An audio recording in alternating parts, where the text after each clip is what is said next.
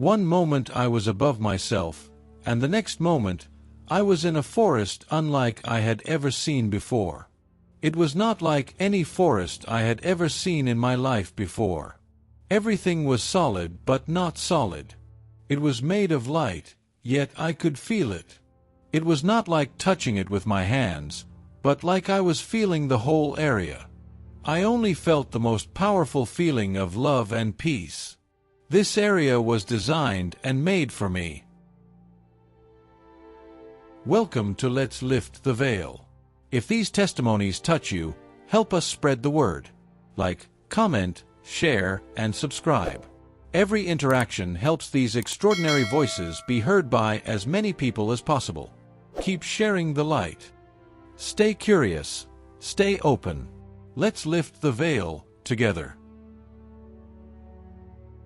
I work in a kitchen doing prep work, or as a line cook. Basically anything that needs to be done in the kitchen for the day. I arrived at work at 8 a.m. Monday morning, June 24, 2024. That day, I was working what we call Prep 1. I would make all the different butters we use, salad dressings, soups, juices, ice cream, chocolate mousse cake, and things like that. I had just started setting up for the day. I wasn't really feeling that well prior to getting to work, but I just wrote it off as being tired, and decided to make some coffee. I started the brew, walked back to my prep area, and suddenly I felt very hot. I began to sweat profusely. My chest felt like it was on fire. I stepped into the walk-in freezer and tried to cool off. At first, I thought I was just having a really bad panic attack, but then the coughing started. I had the feeling of something being jammed into my chest. I quickly went to the manager's office and told him to call 911. I'm having a heart attack. He wasted no time and immediately called. The paramedics were there in about 3 minutes. Lucky for me, the place I work is very close to the hospital. I remember them asking me to get on the stretcher. I did, and then we headed out to the hospital. A minute or two later, the guy behind me says, "John, here's what's going on right now. You're having a heart attack. But I want you to know, I got you." I said, "Okay, good to know. Am I gonna die?" He says to me, "No, we don't allow that on this truck." I was given something to help with the pain, which I felt instantly. I remember being rushed to the operating room. I took the phone from the nurse to call my wife, and then handed her the phone back. I began to die, as I could feel extreme pain in my chest. I couldn't breathe, and began to thrash about. I'm not sure how much time had passed since I got to the hospital, but I could feel my wife was close. Then I was above myself in the operating room, looking down at myself.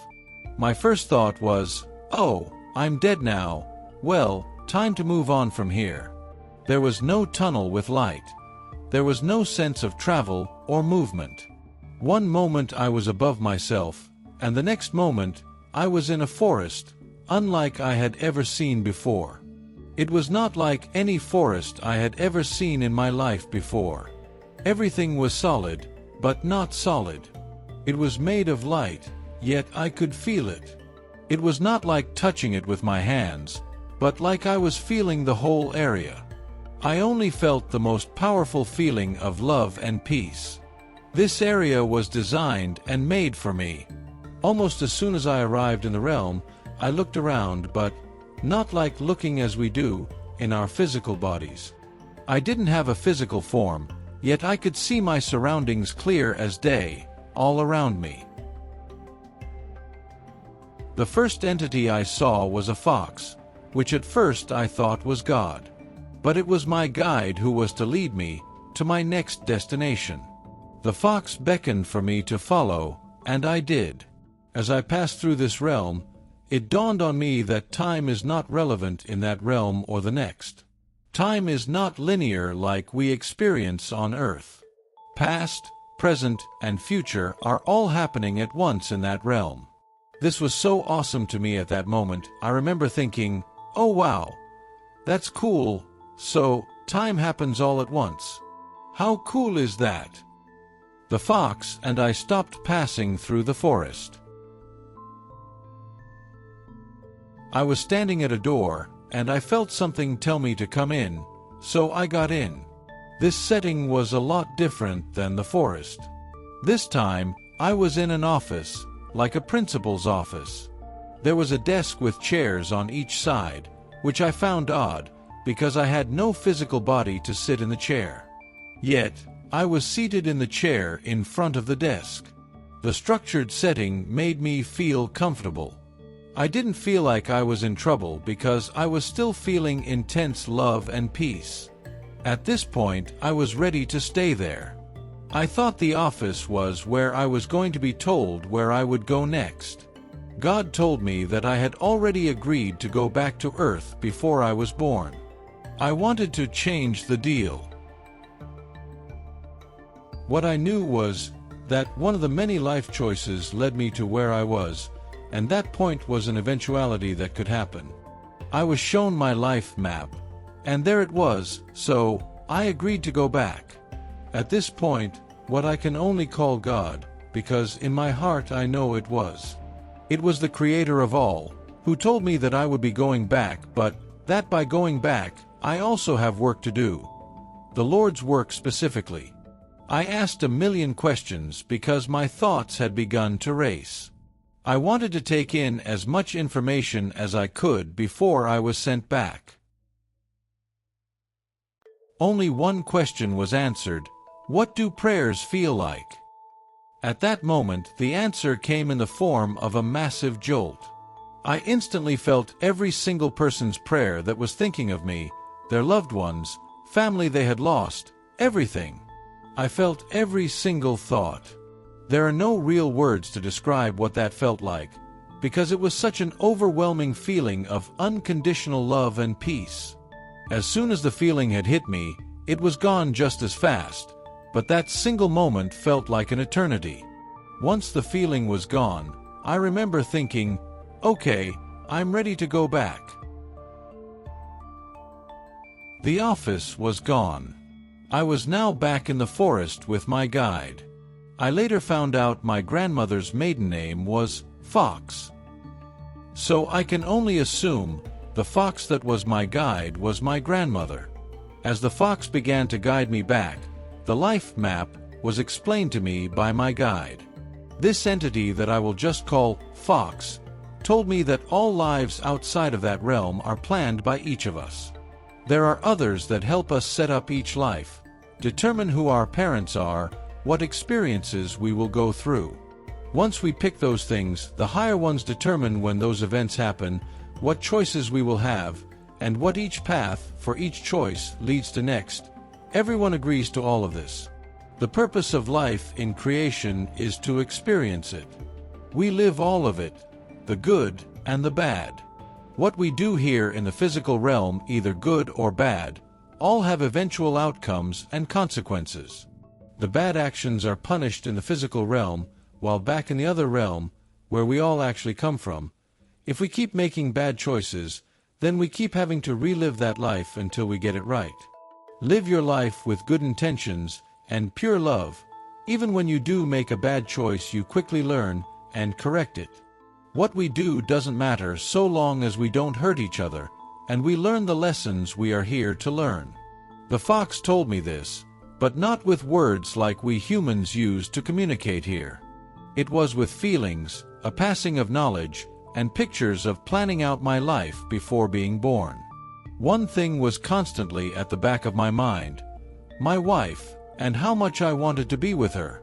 I thought how scared she must be right now. I desperately wanted to be with her, but at the same time, I did not want to go back. Yet, I knew I had to go back.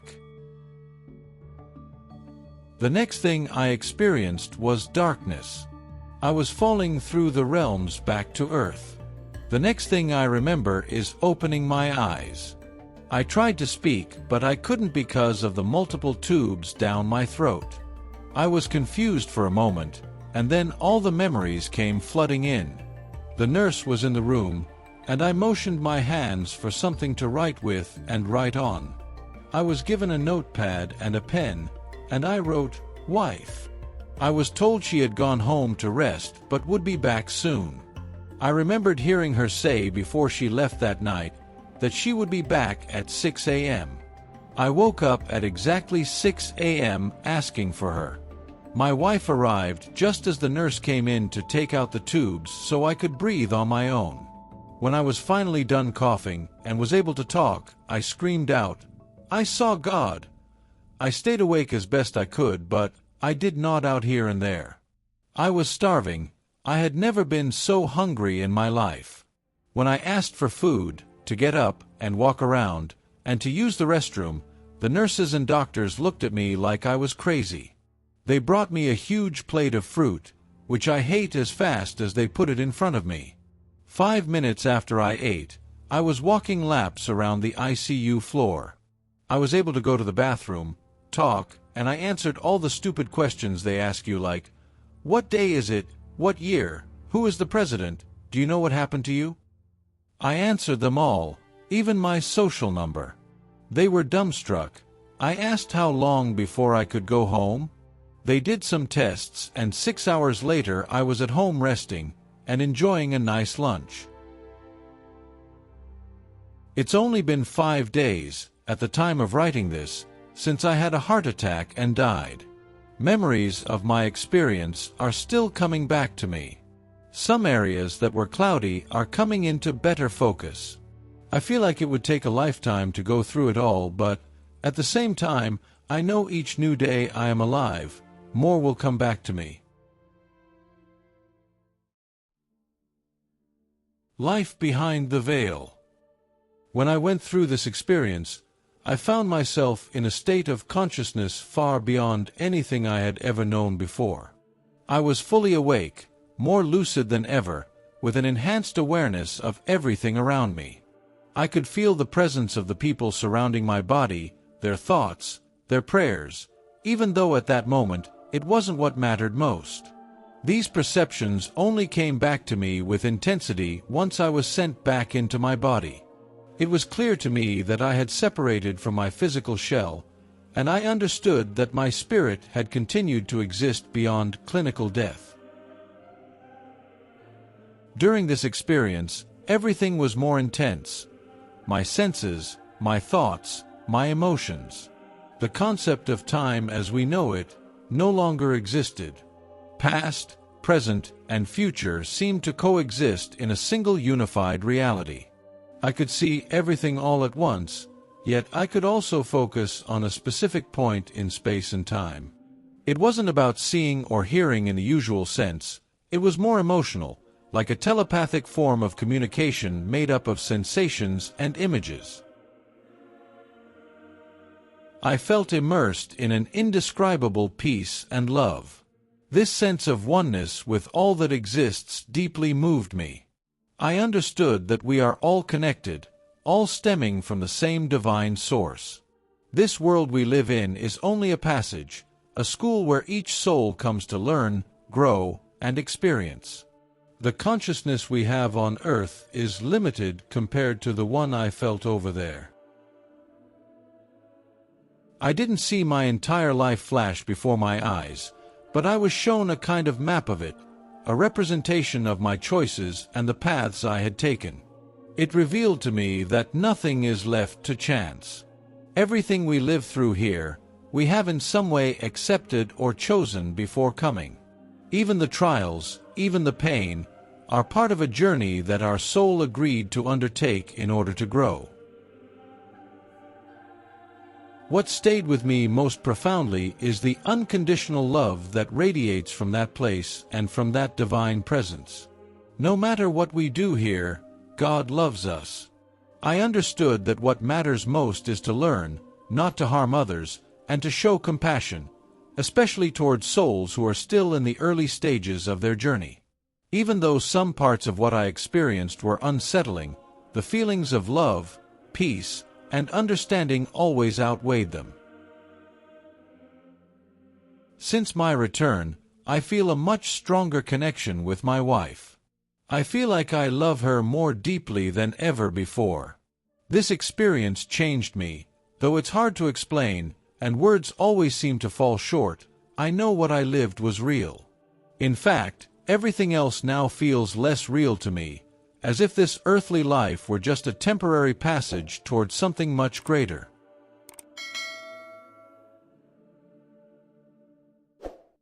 Thank you for listening to this near-death experience. If this story moved you, please consider liking, commenting, and sharing it. It's a small action for you, but it means the world to this growing channel. And if you haven't already, hit that subscribe button so you don't miss the next journey beyond the veil. Every click helps us give voice to these powerful stories. Take care of yourself and those you love. Until next time, keep sharing the light. Stay curious, stay open. Let's lift the veil together.